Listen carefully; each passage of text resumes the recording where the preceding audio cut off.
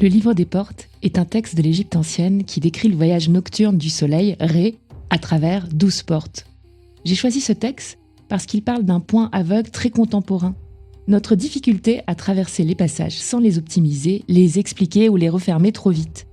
Cette série a été initialement écrite pour traverser une année. Je l'ai démarrée le 25 décembre 2025 et elle s'arrêtera le 6 janvier 2026. Si tu la découvres à un autre moment, ça marche aussi. En particulier si tu es perdu ou en pleine phase de transition. La méthode est simple, tu écoutes un audio, tu laisses une question infuser et tu fais un micro-geste. Pas pour changer ta vie, mais pour te délester, t'alléger et retirer ce qui empêche ton orientation.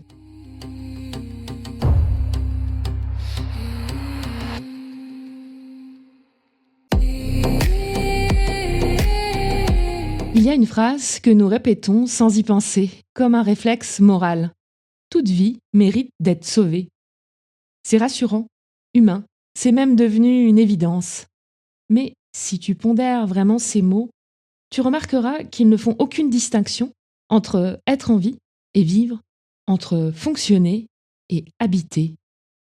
Et c'est précisément là que quelque chose s'est déplacé dans nos sociétés modernes.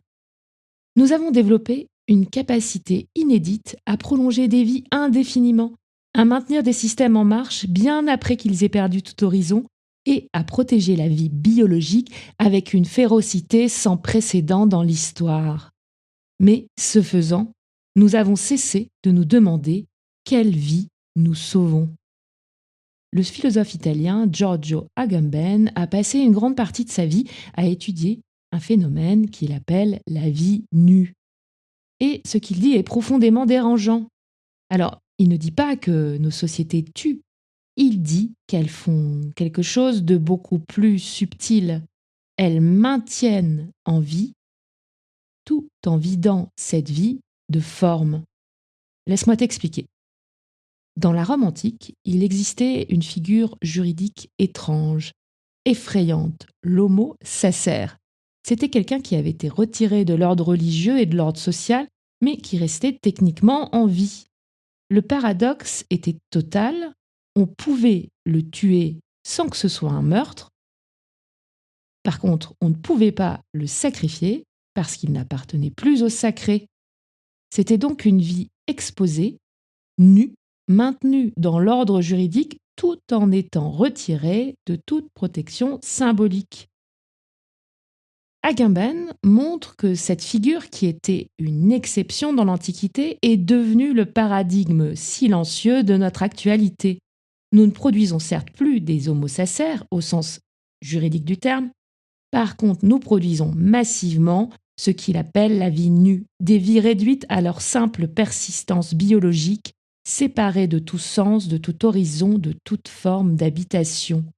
Des vies qu'on prolonge, qu'on optimise, qu'on maintient, mais qu'on cesse d'habiter. Et ce n'est pas une erreur, c'est un système qui sacralise la survie au point de ne plus voir la différence entre être en vie et être vivant.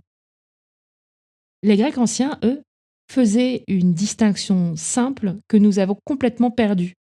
Ils appelaient zoé, le simple fait d'être vivant, c'est-à-dire respirer, fonctionner, la vie au sens biologique qu'on partage avec les plantes et les animaux, et ils appelaient bios, la manière de vivre, une vie qui a du sens, orientée, inscrite dans un ordre qui ne se mesure pas à sa seule existence, mais à la forme qu'on lui donne. Notre époque protège la zoé avec une obsession entêtée. Nous savons durer, adapter. Mais par contre, nous ne savons plus très bien ce que nous faisons du bios. Et toi, tu le sais mieux que tout le monde, parce que tu l'as déjà vécu, ou bien tu le vis en ce moment. Tu continues à faire les mêmes gestes, à tenir les mêmes rôles, à assurer les mêmes fonctions, même quand quelque chose en toi sait déjà que la forme n'y est plus. Tu fonctionnes, oui, mais ce qui te portait ne te porte plus. C'est une vie qui continue sans plus pouvoir être habitée. Et c'est précisément là que l'heure 9 entre en scène. Alors attention, L'Égypte ancienne ne parlait pas de politique, de justice humaine, de qui mérite de vivre ou de mourir. Elle parlait d'ordre cosmique et donc, par extension, tel que je te le présente là, d'ordre intérieur.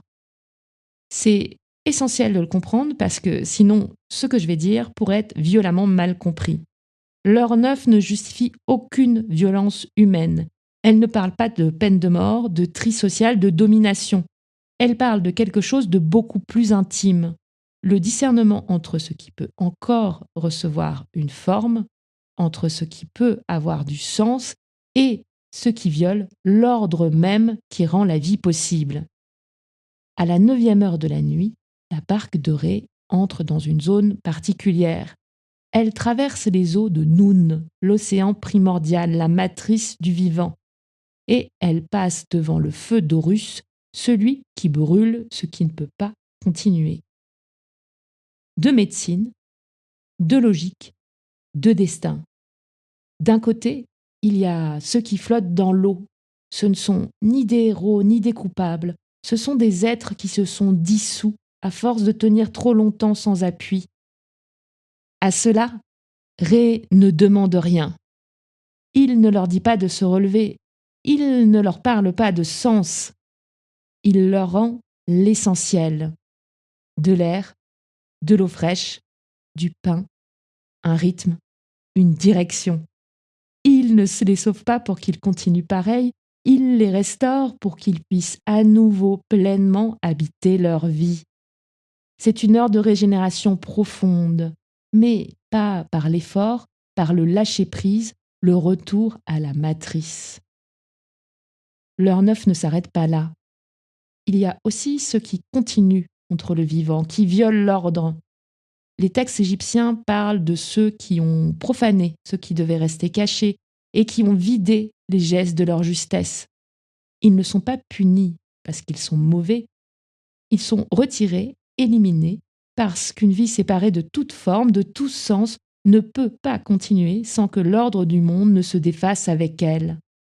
Horus ne brûle pas par colère, il brûle parce que le feu est parfois la seule limite qui peut empêcher la vie de devenir informe. Alors maintenant, transpose ça dans ta vie. Il y a des parts de toi qui ont besoin d'eau. Elles n'ont pas besoin de plus de conseils, de méthodes, de plans, juste du silence, de la lenteur, du repos, de la présence simple. Ce sont les parts qui se sont dissoutes à force de tenir. Elles n'ont pas besoin de plus d'efforts. Elles ont besoin qu'on arrête de leur demander de produire, justifier, performer. Et puis il y a autre chose. Il y a des parts qui continuent par inertie, parce que tu as peur de ce qui arriverait si tu t'arrêtais. Ce sont les rôles que tu endosses pour assurer les autres, les loyautés qui ne protègent plus rien, sinon ta peur du vide, et tes systèmes intérieurs qui fonctionnent encore, mais au prix d'une dévastation silencieuse. Ces parts-là, elles n'ont pas besoin d'eau. Elles ont besoin de feu pour être arrêtées parce qu'elles survivent contre toi. L'heure neuve ne cherche pas à sauver tout le monde. Elle cherche à préserver un monde encore habitable. Et elle nous oblige à poser une question que nous évitons presque toujours. Qu'est-ce que je continue à nourrir qui n'est plus en vie, mais seulement une survie ? Cette question est profondément inconfortable parce qu'elle demande d'accepter que tout ne doit pas continuer, d'accepter que certaines formes de vie en nous doivent s'arrêter pour que quelque chose d'autre puisse enfin vivre. Le feu n'est pas l'ennemi de la vie, il est parfois ce qui empêche la vie de devenir informe. L'eau n'est pas pour tout le monde, elle est pour ce qui peut recevoir une forme du sens. Tout ne doit pas être sauvé, mais ce qui mérite de vivre mérite mieux que de durer.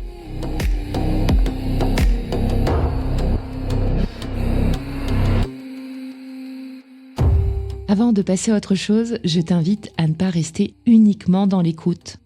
Chaque porte est accompagnée d'un exercice très simple, conçu pour être fait sans analyse ni performance. Tu le trouveras dans l'espace Notions associé, le lien est dans la description de cet épisode. Prends cet espace comme un carnet de traversée, pas comme un plan d'action. La nuit fait son travail, à toi simplement de tenir l'espace.